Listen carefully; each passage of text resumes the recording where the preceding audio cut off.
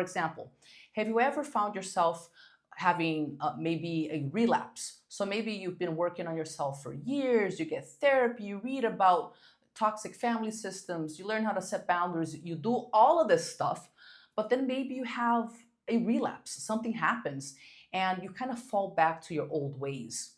Now, the fact is, you relapsed.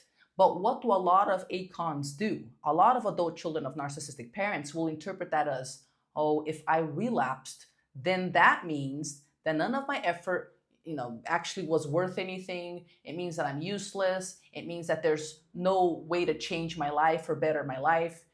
And I consistently and routinely have to ask students and clients and patients to reinterpret the relapse.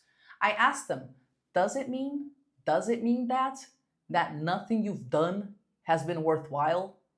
And they think about it, they pause, and then when they're calm and they're accessing their self, right, their wise part, their inner compass, then they reinterpret it and they say, no, the relapse just means that I'm a human, because healing is not linear at all. It's more like a spiral, and we keep coming back to the same difficult issues, right? And to be honest, I'm coming back to the same trigger, but I'm dealing with it better than I have in the past, which is in and of itself a sign that my work has been paying off, right? Another another example is the fact that someone went no contact, for example. Someone might go no contact, and then when they're, in those low states, they start interpreting the situation as, this means that I am an ungrateful child, or that I'm unworthy, or I'm inherently unworthy of love. Because hell, if I couldn't make my mom, my dad love me, then there must be something inherently wrong with me, right? And this could be an interpretation that could be even kind of unconscious. You might not be aware that this is how you're interpreting the fact that you had to go no contact with someone.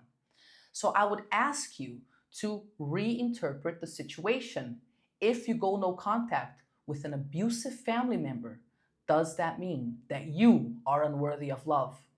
Or does it mean that you love yourself so much that you're doing something incredibly courageous, incredibly hard to do, in the name of protecting yourself and showing yourself what actually being treated well feels like?